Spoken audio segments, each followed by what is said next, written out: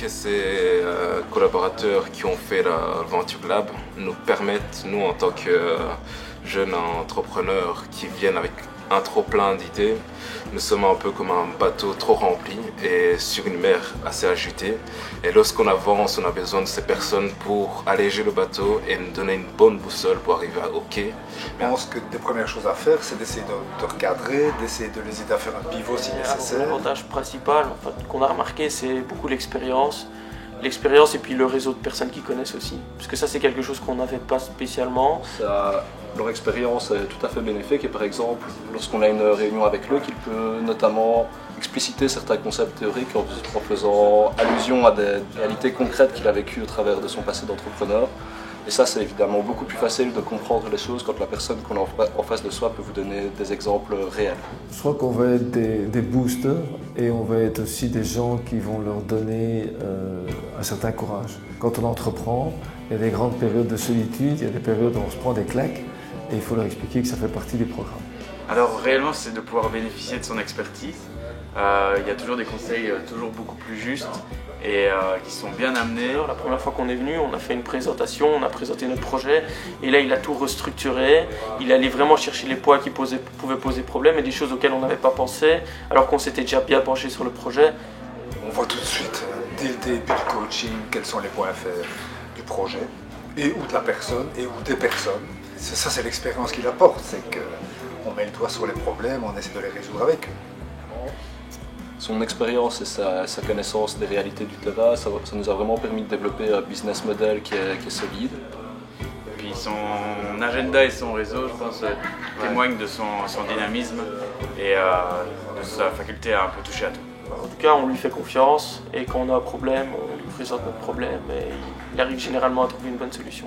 Et la confiance qu'il nous accorde, c'est évidemment une grande source de motivation pour nous, jeunes entrepreneurs. Mon rôle consiste à seconder le travail des entrepreneurs en résidence du Venture Lab avec des outils qui permettront aux jeunes entrepreneurs de concrétiser les étapes vers la création de son entreprise. L'expertise d'Adeline, ce qu'elle nous a permis, c'est vraiment de valider ou d'affirmer des hypothèses qu'on avait construites au départ. Avec son expérience à HEC Entrepreneur, elle maîtrise très bien les outils de création d'entreprise. Et Adeline nous a justement permis voilà, de dire ça on peut continuer, c'est économiquement viable et ça il vaut mieux arrêter parce que ça va être difficile à lancer.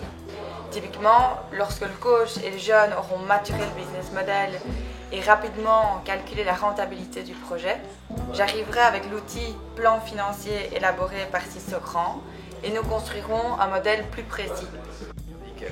Mais donc Adeline est très complémentaire. En plus, elle a une vision différente, comme elle sort d'HEC.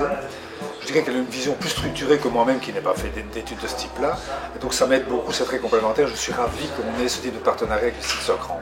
Les interventions, elles sont très différentes. Donc comme je vous l'ai dit, Luc nous conseille de manière plus générale, tandis qu'Adeline intervient sur des sujets qui sont vraiment propres aux chiffres. Donc c'est vraiment un rôle très utile parce que le coaching, c'est quand même avant tout un partage d'expérience, mais on a des points faibles techniques.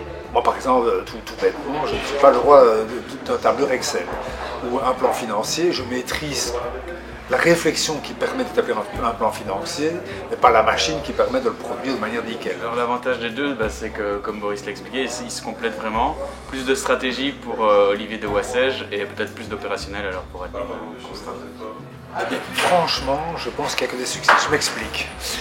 Si le critère c'est création d'entreprise, on peut déjà dire qu'on a pas mal de succès. Si le critère ce sera la réussite et le nombre d'emplois créés, c'est un peu tout pour le dire. Mais si le critère c'est notre utilité, je pense qu'on n'a que du succès, y compris quand on décide d'arrêter. J'ai eu 2 projets qu'on a décidé d'arrêter, avec les jeunes on a discuté, le projet n'était pas prêt, ou eux n'étaient pas, et plutôt que d'aller vers un vrai échec, de perdre du temps et de l'argent, le fait d'arrêter à temps, pour éventuellement dans un an de rebondir sur un autre projet, pour moi c'est important. Donc à ce stade-ci, je crois que chaque intervention est synonyme de succès, mais ça dépend évidemment de ce qu'on met dans le terme succès.